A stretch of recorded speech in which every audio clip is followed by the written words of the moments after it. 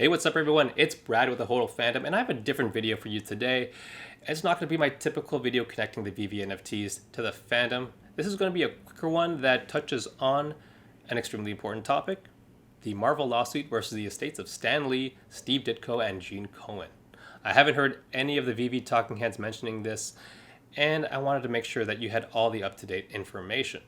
So I'll touch on what the case is about, the impact on our Veve collectibles, and my thoughts on the outcome of the case. So what's going on here? Well, the estates of Stan Lee, Steve Ditko, and Gene Cohen are filing what's called termination rights, which is a provision in copyright law that allows the creators and authors of IPs to reclaim them for their estate after a period of time, typically several decades.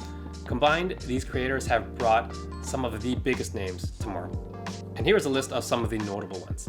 If successful, the estates of Lee, Ditko, and Cohen would take back partial or full control of these assets. Marvel would lose these IPs, and all else being equal, so would Veve. The timeline for the termination clause to take effect is 2023.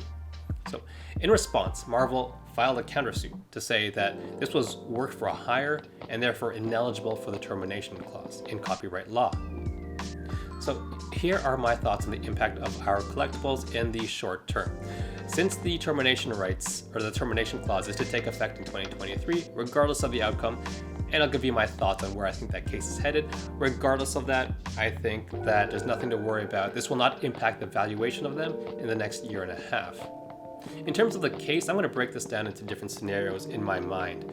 Number one is, on one extreme, we have the estates winning, outright winning, and they get back all those IPs. That means for Marvel, they would have to buy the license or pay to use those IPs in future films or products. That also means for Veve, they would have to obtain licensing agreements with the estates since they are no longer under the Marvel umbrella. This would also unfortunately open the door for other companies to swoop in, give them a better offer, and take them for their own NFT platforms. So that 12 out of 10 announcement that we were waiting for the longest time would feel like ultimately a 6 out of 10. So the current release collectibles in that scenario would gain even more scarcity and exclusivity and should likely gain value. Let me be very, very clear though. I think the estates winning is a very unlikely outcome. I'll give you my full reasonings in a minute, but I doubt this will happen. On the other extreme, Marvel simply outright wins the lawsuit. Now, I do believe the outcome will be tilted towards this, maybe not exactly the extreme of them outright winning, but I do believe the outcome will be tilted towards that outcome. I do believe they'll eventually, because of social pressures and the bad press with the Scarlett Johansson lawsuit, they'll eventually give out a payment to the estates. In terms of our NFTs, this wouldn't change a thing. In that scenario, Veve would continue to pump out these awesome NFTs and comics, and I'll keep trying to pack one of those ultra rare comics. I've been unsuccessful so far, and I'm just glad I got one common during today's Carnage drop. I'm starting to hear more and more people are not even able to get one during the drops. So here's a bit of a secret of mine. I use a USB-C to connect to my phone, connect directly to my internet using a USB-C to Ethernet connector. So that's a little tip for my big 12 subscribers out there. So let's go to my personal and likely scenario. I do not believe it'll be on either extreme. I think Marvel will win, but with an out-of-court settlement. Here are my reasonings. The countersuit by Marvel, claiming work for hire, has been used in the past to win many cases like this. You see, work for hire basically means that as an employee of a company, if you create something for that company during your employment contract with them, that belongs to the company. I believe that's fair, and that's basic employment law. For example, as part of my day job, I create a ton of Excel macros to automate processes. Things have changed because of me. If I were to leave, as part of employment law, I can't just take those Excel macros and say, hey, I'm leaving unless you pay me more.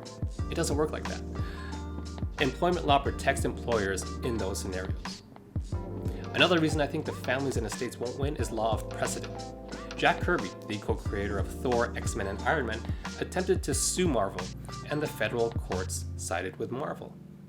There are also a number of DC examples that worked out the same way, that sided with Warner Brothers. I do think there will be some kind of out-of-court settlement like in the previous Stan Lee lawsuit versus Marvel. They paid him some money and Marvel continued to go along and making their billions with his IPs. So in conclusion, I do think there's ultimately nothing too much to worry about.